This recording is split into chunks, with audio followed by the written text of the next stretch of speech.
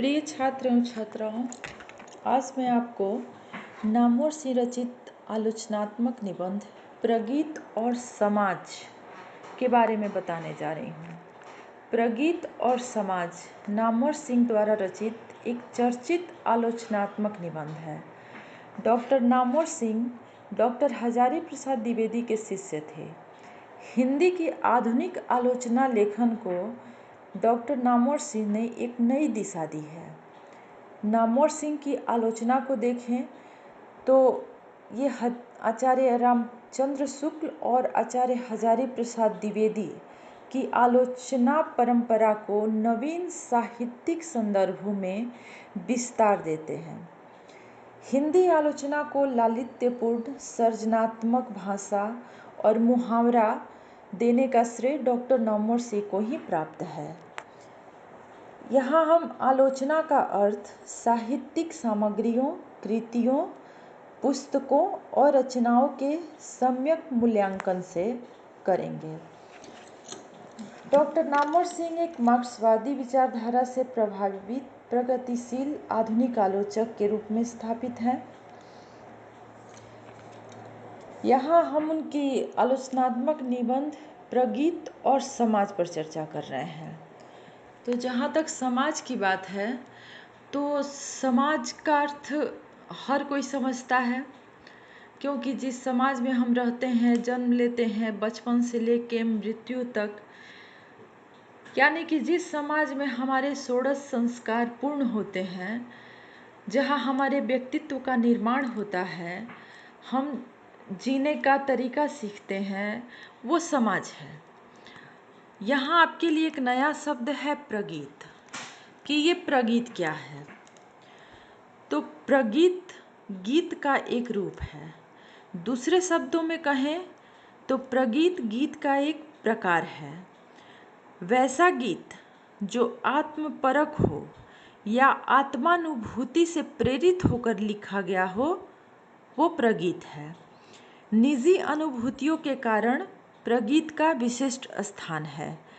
निजी अनुभूतियाँ अथवा आत्माभिव्यक्ति या आत्म अभिव्यंजना जब गीत को इतना अधिक प्रभावित करता है कि गीतकार के व्यक्तित्व की छाप यानी कि उसके मनोभाव गीत पर स्पष्ट दिखाई देने लगते हैं, तो वहाँ प्रगीत होता है। जैसे हम छायावादी कवित्री महादेवी वर्मा के गीतों को देख सकते हैं। उन्होंने जो भी कविताएं लिखी वो अपनी विरह वेदना को लेके लिखती हैं।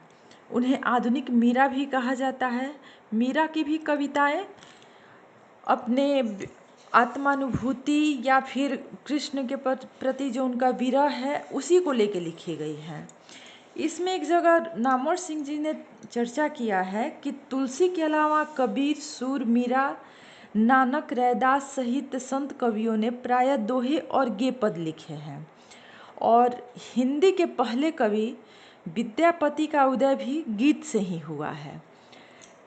ये सर्वश्रेष्ठ आलोचक डॉक्टर नामवर सिंह जी प्रगीत और समाज को भिन्न करने के बजाय इसके एकीकरण के पक्ष में हैं।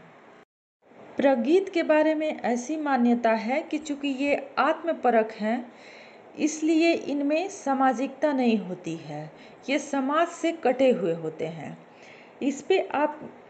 इसके बारे में नामवर सिंह जी जो लिखते हैं, उन्हीं के शब्दों में मैं बताती हूँ कि वो लिख रहे हैं कि मुक्ति बोध की आत्मपरक छोटी कविताओं में निहित सामाजिक सार्थकता का बोध स्वभावतः हमारा ध्यान उन्हीं के समान धर्मी एक अन्य कवि त्रिलोचन की ओर ले जाता है। यदि ऐसे आत्मपरक प्रगीत सामाजिक यथार्थ की दृष्टि से अप्रासंगिक माने जाएंगे तो फिर हिंदी कविता की स्थिति विपन्न ही कहलाएगी।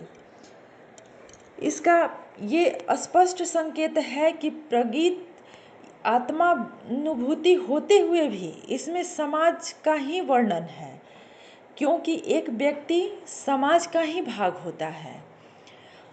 ये नई कविता और नई कविता के बाद जो लिखी गई कहानियाँ हैं उसमें भी व्यक्तिकता ही है, लेकिन उन कहानियों को पढ़ते हुए व्यक्तिकता नहीं सामाजिकता आ जाती है, क्योंकि वो व्यक्तिकता समाज के रूप में परिवर्तित हो जाती है। वैसे परिवार वैसी भावनाएं हम समाज में अन्य जगह पे भी देखते हैं, अपने आसपास देखते हैं।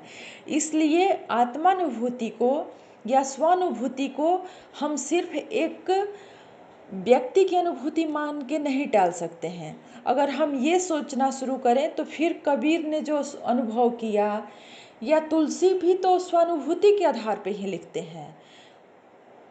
रैदास ने लिखा, मीरा ने लिखा, इन सारी कविताओं को हम आत्मपरख करके अगर छांट दें तो हिंदी का कोश तो खाली ही हो जाएगा। इसलिए इसको अलग नहीं किया जा सकता है। प्रगीत आत्मानुभूत होते हुए भी ये समाज का ही एक भाग है। प्रगीत काव्य के प्रसंग में मुक्तिबोध, त्रिलोचन और नागार्जुन के उल्लेख से हम ये अच्छे तरह से समझ पा रहे हैं कि कैसे ये लोग अपनी अनुभूतियों को लिखते हैं, और ये जो बातें लिखते हैं वो एक विशेष समाज या विशेष वर्ग के बारे में लिखी जाती हैं। जब ये पढ़ा जाता है तो ये लगता है कि नहीं, नागार्जुन ने जो लिखा या मुक्तिबोध ने लिखा वो एक व्यक्ति की नहीं, ये समाज की समस्या है। ये पाठक को पढ़ते हुए ये भली भांति परिचित वो हो जाता है कि ये किसी एक व्यक्ति की समस्या नहीं हो सकती। अतः इससे स्पष्ट है कि ऐसा गीत जिसमें गीतकार की निजी अनुभूति का प्रतिबिंब हो या उसका व्यक्तित्व प्रकट होता हो वो प्रगीत है। इसे लिरिक भी कहा जाता है। इसका उदय माना जाता है कि यूरोप से हुआ और वहाँ इसे लिरिक के रूप में जाना जाता है। तो अंततः हम ये कह सकते हैं कि आलोचक डॉक्टर नामवर सिंह ने प्रगीत और समाज नामक निबंध में प्रगीत की व्यक्तिक चेतना को सामाजिक चेतना से जोड़ने का सार्थक और रचनात्मक प्रयास किया है, क्योंकि व्यक्ति समाज का एक अंग है। व्यक्ति से ही समाज का निर्माण होता है। एक व्यक्ति की भावनाएं ही दूसरे तक पहुंचती हैं। व्यक्ति अगर बहुवचन के रूप में आता है तो वो समाज बन जाता है, क्योंकि बहुत सारे व्यक्ति से मिलके ही समाज का निर्माण होता है। तो इसलिए अंततः यही कहा जा सकता है कि डॉक्टर नामवर सिंह ने एक सार्थक और रचनात्मक प्रयास किया है आज के लेखक और कवियों को एक पथ प्रदर्शक की तरह कि वो आत्मानुभूति या आत्मचेतना को व्यक्त करते हुए भी समाज से जुड़े रह सकते हैं, और वो समाज की ही अभिव्यक्ति है, क्योंकि समाज से कटकर, समाज से हटकर कोई कवि का या किसी भी व्यक्ति का अस्तित्व नहीं रह सकता है। धन्यवाद।